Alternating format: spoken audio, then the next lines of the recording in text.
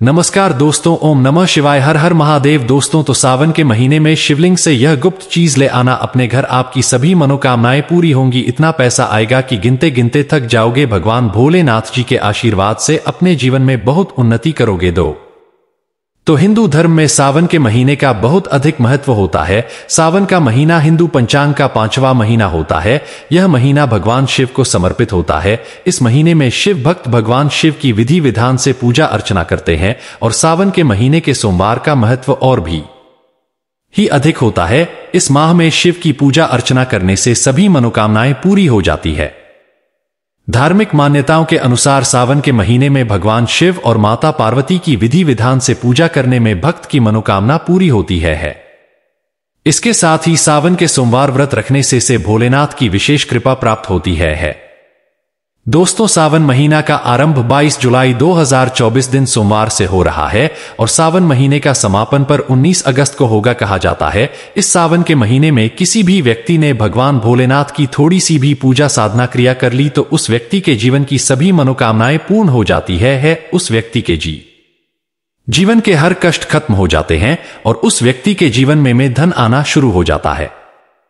भक्तों, वीडियो आगे शुरू करें उससे पहले भगवान भोलेनाथ के सच्चे भक्त प्राचीन ज्ञान चैनल की इस वीडियो को लाइक अवश्य कर देते हैं और कमेंट बॉक्स में हर हर महादेव सच्ची श्रद्धा से लिख दे देंगे, जिससे कि भगवान भोलेनाथ जी का आशीर्वाद आपको सीधे प्राप्त हो सकेगी। दोस्तों, आज की इस में हम आपको बताएंगे कि सावन के दिनों में आपको भगवान भोलेनाथ के मंदिर जाकर के क्या क्या भगवान भोलेनाथ को अर्पित करना और वहां से वापस क्या लेकर के आना है, ताकि आपके घर की गरीबी, दरिद्रता, परेशानी, कष्ट, दिक्कतें हमेशा के लिए खत्म हो जाएगा। दूसरी तरफ आपके घर पर सुख, समृद्धि, यश, वैभव, ऐश्वर्य की आपको प्राप्ति हो। ध्यान रखिएगा दोस्तों, सावन का माह का इंतजार हर व्यक्ति इसीलिए करता है ताकि उसको भगवान भोलेनाथ का आशीर्वाद मिल सकेगी। कहा गया है कि देवों के देव भगवान भोलेनाथ अगर किसी भी व्यक्ति को आशीर्वाद दे तो उस व्यक्ति का साक्षात्कार भी आकर कुछ नहीं बिगाड़ पाता।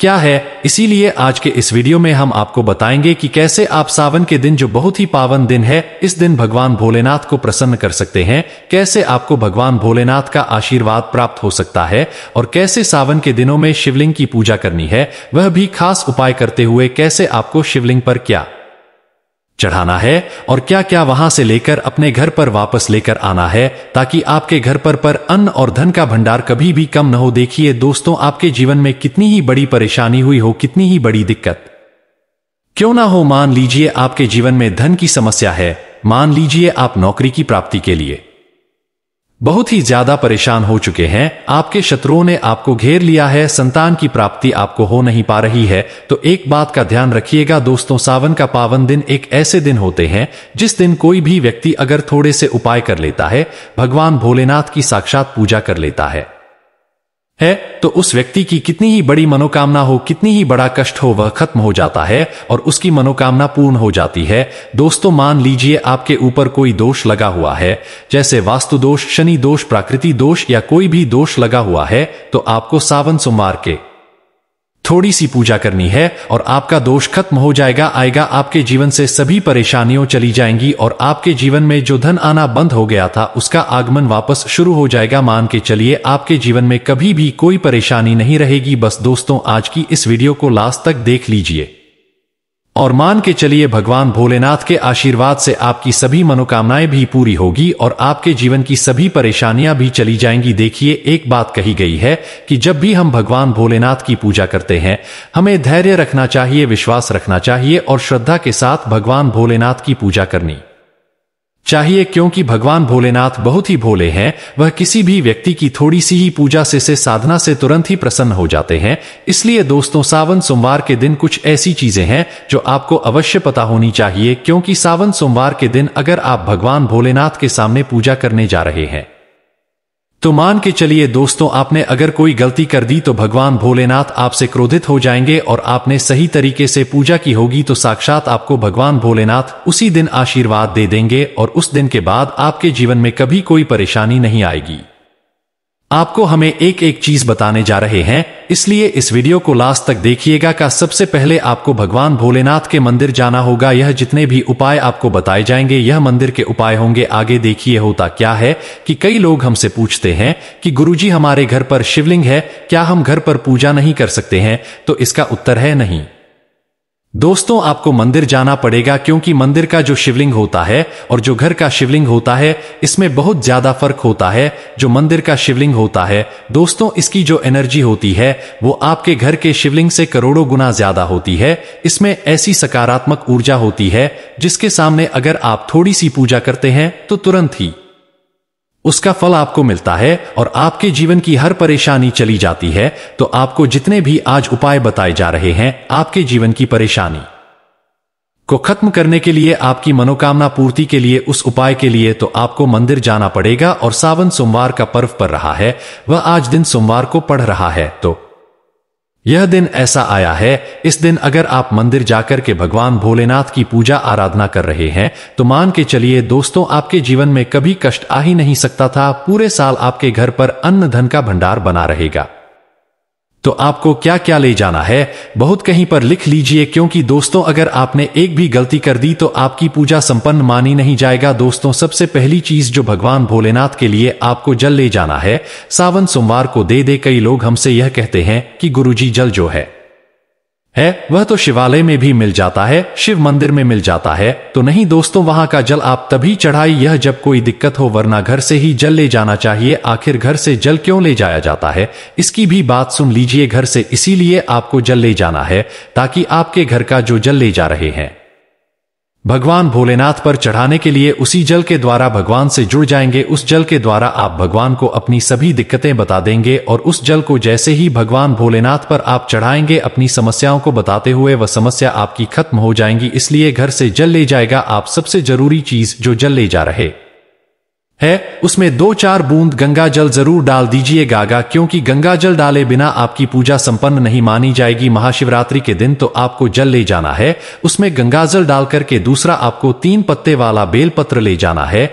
दोस्तों, तो बेलपत्र बहुत ही शुभ होता है। आपने अगर मान लीजिए एक तरफ 1000 कन्याओं को खाना खिलाया है, दूसरी तरफ भगवान भोलेनाथ को बेलपत्र चढ़ाया है, तो ये दोनों बराबर माने जाते हैं, इसलिए बेलपत्र जरूर ले जाया जाएगा। तीसरा आपको सफेद पोष पर ले जाना है। सफेद पोष को भगवान भोलेनाथ को चढ़ाए जाते हैं, इसीलिए सफेद पोष को पर भगवान भोलेनाथ के लिए आपको ले जाना है। सावन सोमवार के दिन दे, ताकि भगवान भोलेनाथ का आशीर्वाद आपको मिल जाए, जिसके बाद आपके जीवन के हर परेशानी खत्म हो जाएगा। दोस्तों, सफेद चंदन ले जाना अनिवार्य होता है सावन सोमवार के दिन। और ध्यान रखिएगा दोस्तों कि भगवान भोलेनाथ को अगर आप दूध अर्पित करने जा रहे हैं तो एकदम कच्चा दूध हो चाहिए, पका हुआ दूध नहीं होना चाहिए, कच्चा दूध होना चाहिए। अब आपको और क्या क्या ले जाना है देखिए। अगर आप चाहते हैं कि आपकी हर मनोकामना पूरी हो तो एक डिब्बा लीजिए, उसमें काली मिर्च भरकर ले जाइए। देखिए, बहुत ध्यान से सुनिए जितनी आपको बातें बता रहे हैं। एक डिब्बे में काली मिर्च भर के एक लाल कपड़ा लीजिए, उसमें लौंग कपूर, इसको मौली धागे से बांध करके आपको अपनी जेब में रख करके ले जाना है। सिर्फ इतनी चीज आपको ले जानी है आज के दिन को। अब आपको पूजा कैसे करनी है चलिए आपको बताते हैं। बहुत ध्यान से लास्ट तक देखिएगा का। और जितनी भी चीज आपको बताई जा रही है इन चीजों को आपको ले जाना है और शिवालय से वापस लेकर आना है अपने घर पर ताकि आपको धन की प्राप्ति हो सके, कि आपकी कोई भी मनोकामना हो वह पूर्ण हो जाएगा। भक्तों, आप पहले जाएंगे मंदिर, सबसे पहले आपको इस बात का ध्यान रखना है मंदिर जाने से पहले ही काले या नीले कपड़े धारण करके मंदिर न जाएं, वरना भगवान भोलेनाथ का आपको क्रोधित रूप देखना पड़ सकता है। सबसे पहले आपको यह करना है कि पतली धार बनाते हुए जल से भगवान भोलेनाथ को अर्पित कर देना। बहुत ध्यान से सुनिएगा का भक्तों, पतली धार बनाते हुए भगवान भोलेनाथ को जल आपको अर्पित कर देना है। अब आपको यह करना है दोस्तों कि भगवान भोलेनाथ को चंदन लगाना है। चंदन लगाने के बाद भगवान भोलेनाथ पर 3 पत्ते वाला बेलपत्र रखना है। 3 पत्ते वाला बेलपत्र रखने के बाद आपको भगवान भोलेनाथ पर सफेद पुष्प अर्पित कर देना है। सिर्फ इतना आपको करना है। दूध अगर आप चढ़ाना चाहते हैं तो दूध भी आप चढ़ा सकते हैं, इतना बस आपको करना है। इतना करने के बाद आपको वहां पर खड़े होकर 108 बार, बहुत ध्यान से सुनिएगा, 108 बार आपको ओम नमः शिवाय का जाप करना है। या तो आप 108 बार कर लीजिए या 1008 बार कर लीजिए। ये 3 ऐसी चीज है जो आपको करनी है, इतना करना है। अब आपको क्या करना है, एक डिब्बा जो काली मिर्च का आप ले गए हैं, उस काली मिर्च के डिब्बे को आपको शिवालय के जो गिरता हुआ शिव धारा है, जो शिवलिंग से वहां पर पानी गिर रहा है, उसी शिव हरि के पानी से आपको छू आना है और अपनी जेब में वापस रख लेना है। यह जो लाल पोटली आप ले गए हैं बंद करके लौंग की, इसको भी ना है वापस रख लेना है। अब आपको क्या करना है, जिस लोटे में पानी ले गए थे या जिस लोटे में भी आप दूध ले गए थे, उसमें आपको क्या करना है, आपको जो भगवान भोलेनाथ का पानी वहां पर गिर रहा है, भक्तों ध्यान रखिएगा, शिवलिंग की जो पानी नीचे गिर रहा है, उसी पानी का थोड़ा सा पानी अपने लोटे में ले लेना है। ध्यान रखिएगा का जो आपने लोटे में पानी भरकर ले गए हैं, वह पानी वापस बचाना नहीं है, वह तो पूरा आपको भगवान भोलेनाथ को अर्पित कर देना। जो शिवलिंग से पानी गिर रहा है, उस पानी को आपको अपने लोटे में वापस ले लेना है। भक्तों मान लीजिए आप यह सोच रहे होंगे कि कई लोग वहां पर पानी चढ़ा रहे हैं, तो इस बात की आप चिंता ना करेंगे, क्योंकि भगवान भोलेनाथ के शिवलिंग पर जब भी पानी चढ़ाया जाता है, वह अमृत बन जाता है। कहा जाता है कई देवी देवता शिवलिंग के पास अदृश्य रूप में खड़े होते हैं ताकि शिवलिंग से गिर रहा पानी वह धारण कर सके, इतना पवित्र होता है शिवलिंग से गिरता हुआ पानी। तो शिवलिंग से गिरता हुआ पानी को आपको अपने लोटे में ले लेना, ना सिर्फ थोड़ी सी बूंदे ले लेनी है। अब आपको क्या करना है, आपको घर वापस आना है जो आपने लोटे में पानी लिया है। भक्तों इसको घर पर आते ही घर के लोग जो हैं आपके, उनके ऊपर थोड़ा थोड़ा पानी छिड़क देना है। घर के हर कोने में पानी छिड़क देना है, घर के मुख्य द्वार पर पानी छिड़क दे। न सिर्फ इतना आपको करना है, इतना आपने कर दिया गया। अब मान लीजिए पूरे साल आपके घर पर नकारात्मक शक्तियां नहीं आ पाएंगी। आपके घर पर कोई काला जादू, काली विद्या करवाने की कोशिश करेगा तो वो आपके घर पर नहीं कर पाएंगे। इससे आपके घर से नकारात्मक शक्तियां चली जाएंगी और सकारात्मक ऊर्जा आ जाएगी। यह जो अब काली मिर्च का भगवान भोलेनाथ जी के शिवलिंग से छुआ कर लाए हैं, इसको पूजा घर में रखे। यह जो काली मिर्च का दबदबा है आपके पास, इसे कभी भी आप किसी शुभ कार्य के लिए निकले, जैसे मान लीजिए आप बिजनेस मीटिंग के लिए जा रहे हैं, नौकरी की प्राप्ति के लिए जा रहे हैं, काली मिर्च घर के मुख्य द्वार से पहले रखकर उसको कुचलते हुए निकालना लिए। मान के चलिए आपके काम में जो भी बाधा आने वाली होंगी, वह बाधाएं भगवान भोलेनाथ के आशीर्वाद से अपने आप है हट जाएंगी और आप जिस कार्य के लिए भी जाएंगे उस कार्य में आपको सफलता मिलेगी। दोस्तों भगवान भोलेनाथ का यहां पर आपको साक्षात आशीर्वाद मिलेगा का सावन सोमवार के दिन और आपके जीवन से हर परेशानी चली जाएगी। सावन सोमवार की रात आप अपनी सभी प्रकार के बुरी अनिष्ट शक्तियों से छुटकारा पा सकते हैं। जो लोग भोलेनाथ माता पार्वती की पूजा करना चाहते हैं, वो इस दिन अपने घर पर पारद का शिवलिंग रख लीजिए। अभिमंत्रित होना चाहिए। जो भी शिवलिंग आप रखें अच्छे से उनको मंत्रों द्वारा भी अभिमंत्रित करके रखें। स्फटिक हो, नर्मदेश्वर शिवलिंग हो, कोई भी रखिए, अच्छे से उनको भोलेनाथ को अपने घर पर ही पूजन कीजिए। एक लोटा जल चढ़ाकर, क्योंकि मंदिरों में बहुत भीड़ भाड़ होती है और सावन सोमवार पर यही भीड़ का नजारा बहुत ही खूबसूरत लगता है। कोने कोने में शिव भक्त है। अगर आप मंदिर में नहीं जा सके या ठीक से जल नहीं चढ़ा पाए तो घर में ही शांति से आप पूजन करें।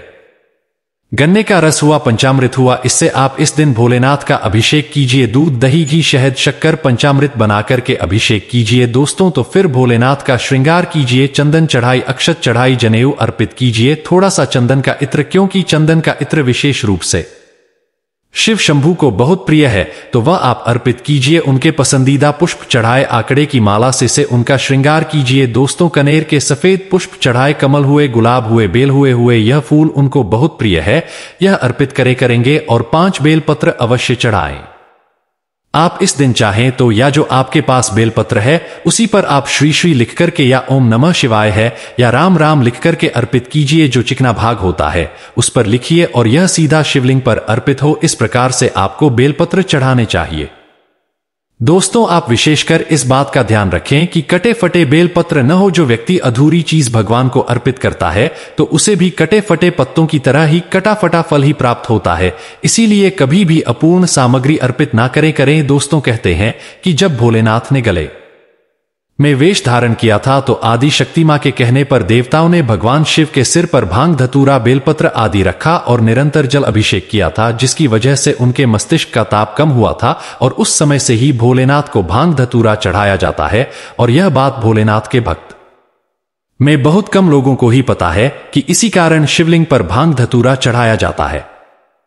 दोस्तों, अगर आपके घर में शिवलिंग है तो आज के दिन आप चाहे तो शिवजी का त्रिशूल हुआ, डमरू हुआ, ये भी आप उनको अर्पित कर सकते हैं। शिव के डमरू की दमदम की ध्वनि मंगल गुरु से संबंधित होती है, क्योंकि चंद्रमा उनके मस्तक पर विराजमान होकर अपनी क्रांति से अनंत आकाश में जटाधारी महामृत्युंजय को प्रसन्न करता है और बुध आदि ग्रह है इसमें संभाव से सहायक होते हैं। तो यह आज के दिन डमरू अर्पित करे भोले बाबा का डमरू अवधारण भी कर सकते हैं, अभिमंत्रित करके आप अपने शरीर पर